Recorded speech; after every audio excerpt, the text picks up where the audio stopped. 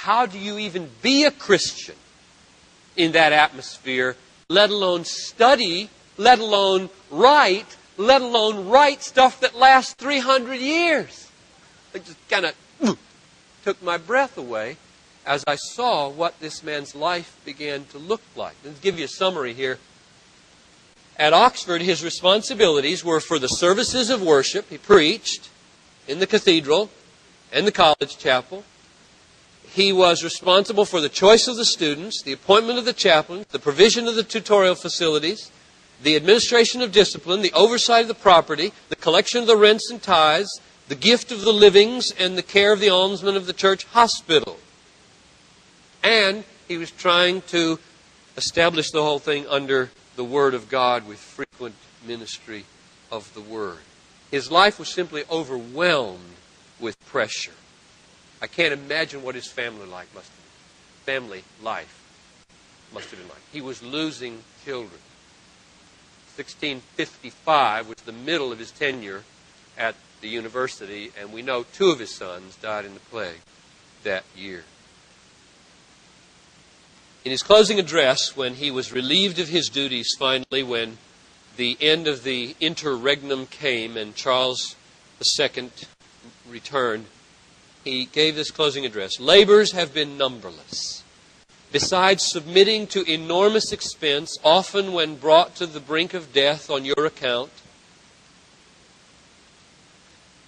thing you'd say to a university community, I have been brought near to death on your account. I have hated these limbs and this feeble body which was ready to desert my mind.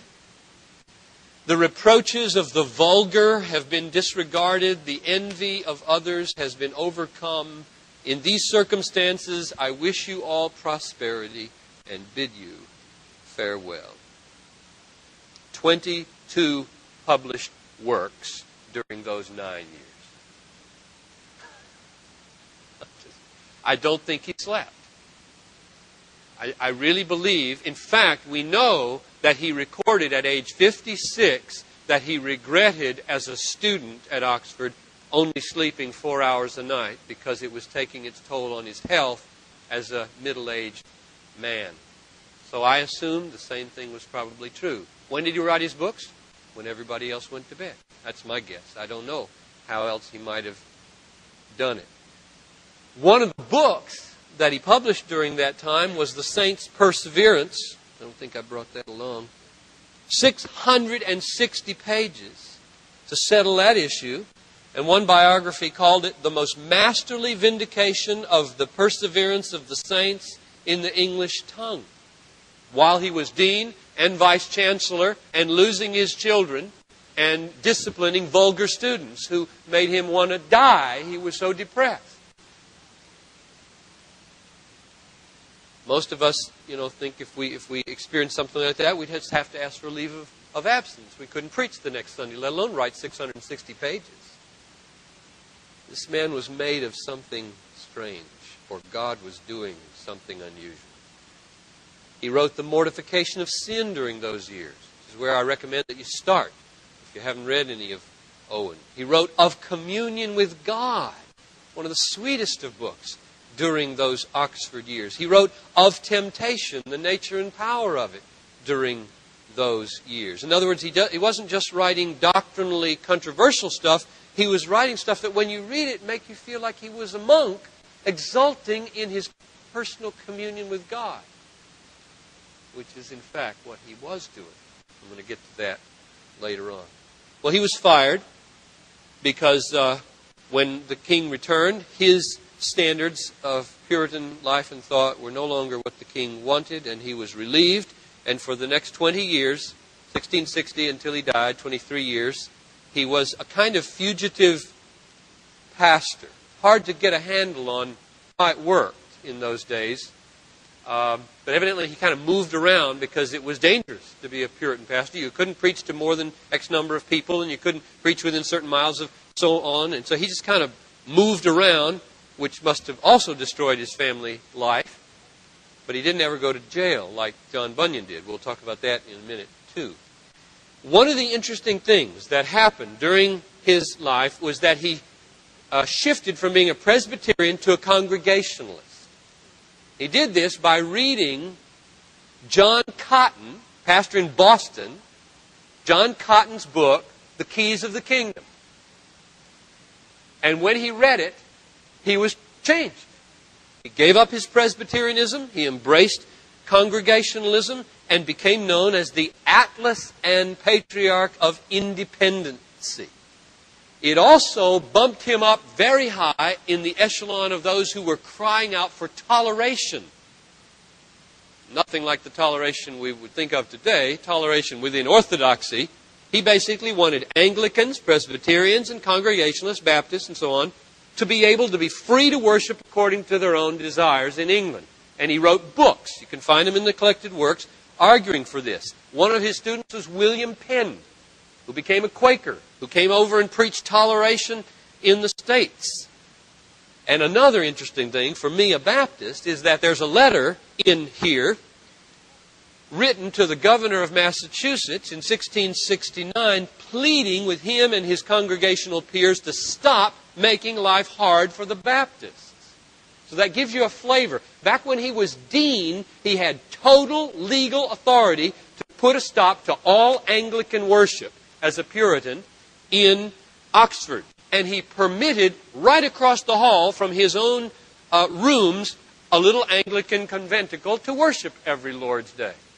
So Owen was an interesting guy. He'll preach a sermon after the execution of Charles I and call it the will of God. But he has this tolerant strain in him that says within Orthodoxy, we shouldn't persecute Presbyterians or Congregationalists or Anglicans.